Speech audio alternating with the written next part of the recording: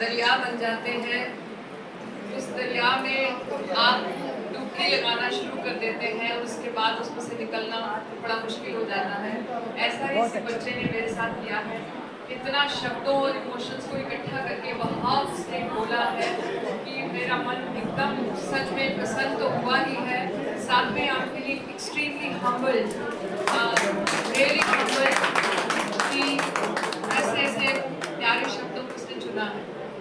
This is my pleasure to be here in the morning.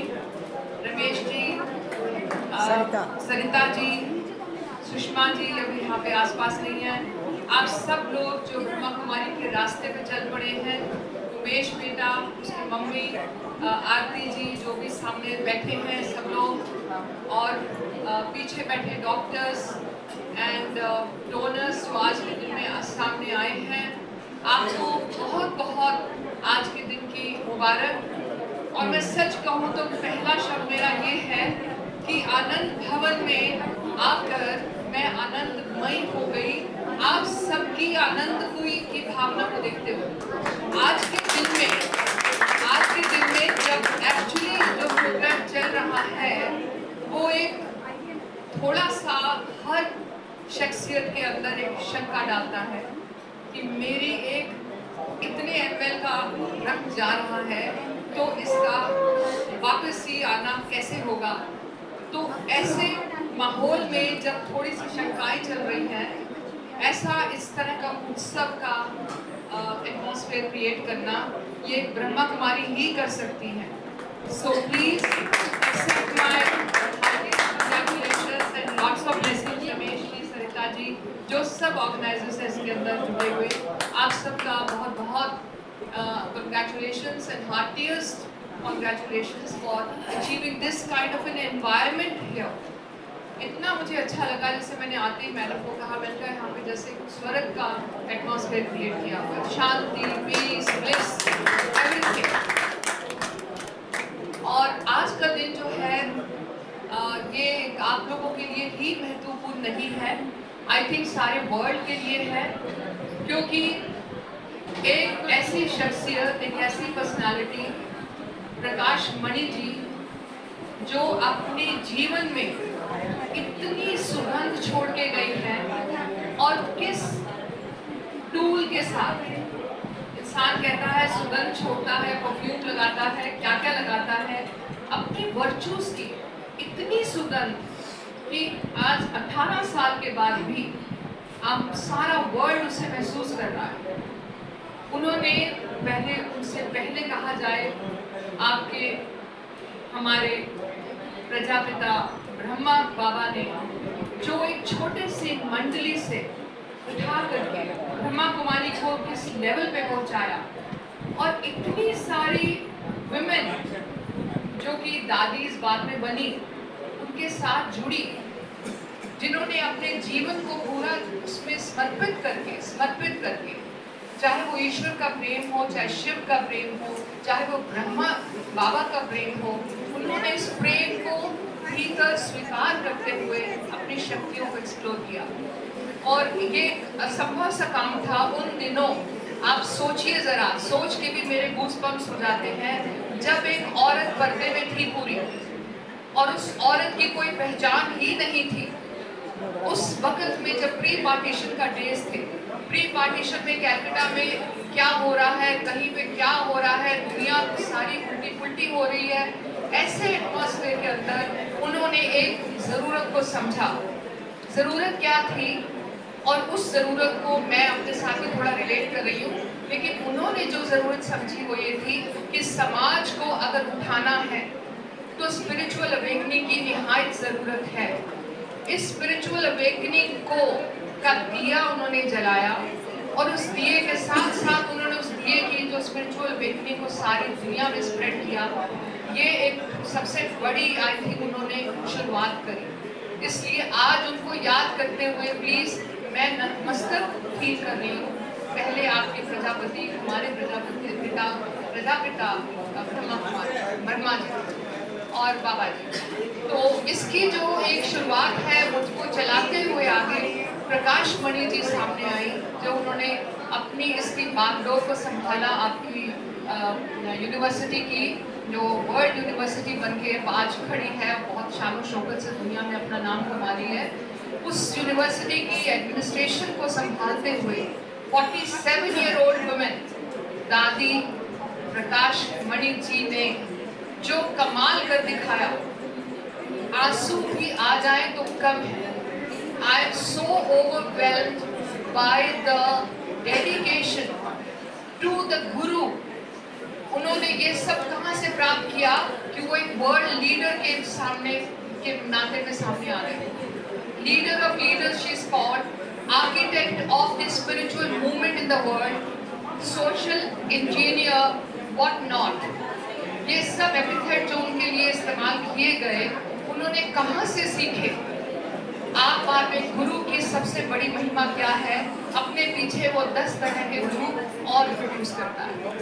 तो सच भी hats off to ब्रह्म बाबा, आपके जो बहुत प्रिय हैं, हम सब दुनिया के प्रिय हैं, हमारे प्रिय बन गए कि वो कहाँ से उन्होंने क्या क्या ऐसा संजोया जो कि कुछ दादियों ने इतने अच्छे से ग्रहण किया कि उन्होंने सारे वर्ल्ड के ऊपर छाने वाली अपनी पर्सनैलिटी बना ली।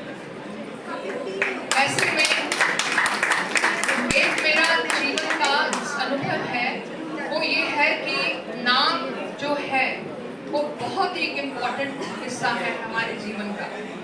सब माता पिता से, सब यंग वुमेन से जो शादी के रास्ते में है या हो गई हैं, प्लीज नाम को हमेशा चुन के रखिए बच्चे का। आजकल का एक फैड सा हो गया है कि कोई भी नाम को पकड़ लो, कोई भी नाम लगा लो। प्रकाश मणि, रमा से जब प्रकाश मणि वो बनी, आप ये देखिए क्या कमाल का नाम बाबा ने चुना, क्या कमाल का नाम चुना। सारे वर्ल्ड को इनलाइटन करने वाली लेडी दादी प्रकाश मणि, अपने नाम की रोशनी से उन्होंने हर एक कोना दुनिया का बुलंद किया। आप ये देखिए कि प्रकाश मणि ने अपना नाम को सिद्ध करते हुए कि मैं प्रकाश की मणि हूँ, मैं ऐसा रतन हूँ जो कि दुनिया में अपना प्रकाश फैला रहा है। उन्होंने अपने नाम को पूरा क्या कहते हैं ना जस्टिफाई किया जो बाबा ने उनके लिए चुना। और जब वो चुना होगा वो खाली उस वक्त 15 साल की थी। तो there is a whole lot of universe which is really kind of working on you, working on us, working on everyone. It is not just a simple coincidence. It is not just a chance कि उनका नाम प्रकाश मणि रखा गया। आज उनकी personality को सामने रखते हुए और उनके इतने सारे प्रिंसिपल्स जो उन्होंने फॉलो किए, उन्होंने सिंपल लेडी कृष्ण जी को प्यार करने वाली, बहुत ज़्यादा प्रेम की ऑलरेडी मन में बहुत था जब उनके पिता ने उनको ओम मंडली के साथ इंट्रोड्यूस किया। तो ये सब जो है वो एक चांस नहीं था, एक ईश्वर की प्लान थी, एक ईश्वर की प्लान थी जिसमें उनको चुना गया। और आज मैं आपको 3 बातें बताने लगी हूँ जो मैंने उनकी जीवनी से पकड़ी है, जो मेरे को खुद को सीखनी है। At the age of 73 today, I realized that I need to learn what प्रकाश मणि जी दादी ने छोड़ा। क्या छोड़ा? उन्होंने कहा जीवन एक खेल है, जीवन एक खेल है, उसमें आप खिलाड़ी बन के खेल खेलो। विजेता, हारना, जीतना, खिलाड़ी वर्ड जब आता है तो हम समझ लेते हैं इसमें कोई जीतेगा भी, कभी आप जीतेंगे, कभी आप हारेंगे। उसमें बैठ के रोइए नहीं, रोते रोते आइए पर हंसते हंसते जाइए। हम रोते रोते आए हैं पर हमको हंसते हंसते ऊपर जाना है। दूसरी मुझे उनकी बहुत अच्छी बात लगी, इतना भारी भरकम एडमिनिस्ट्रेशन संभालने के बावजूद भी उन्होंने अपने आप को हमेशा लाइट और इजी रखा, जो मैं नहीं सीख पाई। Honestly I do get stressed. मैं अपने उड़ान के काम में आजकल 18 घंटे लगाती हूँ और इन 18 घंटों में मैं अक्सर ही स्ट्रेस में भी आती हूँ। और अभी अपने फंक्शन में भी आई हूँ क्योंकि मेरे पास ऑनेस्टली स्पीकिंग इस तरह के सुविधाएं भी नहीं है, इस तरह के रिसोर्सेज नहीं है, इस तरह का पैसा नहीं है। लेकिन जो भी है मैंने उनसे ये बात आज पकड़ ली है कि उनकी जीवनी को पढ़ते हुए कि खेल खेलो, खेल तुम खेलो और खेल में उलझ नहीं जाओ। खिलाड़ी बन के, स्पेक्टेटर बन के, एक ऑब्जर्वर बन के आप खेल में शामिल हो और बाहर आओ हंसते हंसते। दूसरा, लाइट एंड ईजी रखो अपने आप को, स्ट्रेस में नहीं आओ। तीसरी बात जो हम सबको एज फैमिली पीपल लर्न करनी है वो ये है कि जीवन में फैमिली लाइफ में अगर आप आते हो तो कभी कॉन्फ्लिक्ट में नहीं आओ, या तो आओ ही नहीं, और आओ तो प्लीज कॉन्फ्लिक्ट में नहीं आओ, क्योंकि कॉन्फ्लिक्ट जब परिवार में जन्म लेता है या आता है या बढ़ता है उसका ठीक असर बच्चों पे पड़ता है। और ऐसे बच्चों की जिंदगी जिसमें हर रोज की कलह कलेश हो, आप सोच सकते हैं कि मैं अभी उस पॉइंट पे आने वाली हूँ कि जो मैंने उनको देखा, जब मैंने बच्चों को इस स्ट्रेस में देखा तो मैंने, क्योंकि मैं बहुत नज़दीकी से मैंने बच्चों को पहचाना, तो मैंने उनके ऊपर काफ़ी सारी चीज़ों को एक्सपेरिमेंट किया कि ये ऐसा क्यों है, ऐसा क्यों है, ऐसा क्यों है। तो सबसे पहले फैमिली वालों को मेरी गुजारिश है कि उनसे, प्रकाश मणि जी से, दादी जी से सीखें कि कॉन्फ्लिक्ट को अवॉइड करो। उन्होंने कहा कि माफ करो, फॉरगिव, और आप उन चीज़ों को इग्नोर करो जो कि आपके लिए, खुद के लिए भी कॉन्फ्लिक्ट बन जाए। ये बात एक बहुत मुश्किल है करनी, लेकिन इसमें बहुत बड़ा एक सत्य है। आपकी बहू, आपकी बेटी, आपका सब दुनिया भर के लोग आपके जो क्लोज हैं परेशानियों से गुजर रही हैं, वो आपके साथ भी उलझन में आ सकते हैं, लेकिन आपको इस उलझन को और उनकी परेशानियों को मैच्योर होके थोड़ी सी आँख बंद करके उसको देखना है, ना कि खुद उसमें कूद करके उलझन में फंस जाना है।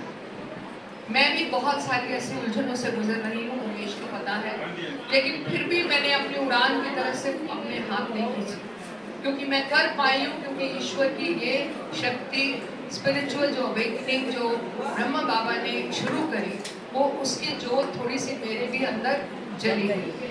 मेरे शुरू से ही टीचर बनते ही मैंने सोचा कि बच्चों के लिए क्या और कर सकते, ये नहीं कि क्लासरूम में क्या पढ़ाया क्या किया, उनकी ज़िंदगी को मैंने क्लोजली देखा और मैंने उसकी जब फाउंडेशन करी उड़ान, मेरे 50 साल 50 इयर्स मैंने एजुकेशन में as teacher, as principal, as director दिए।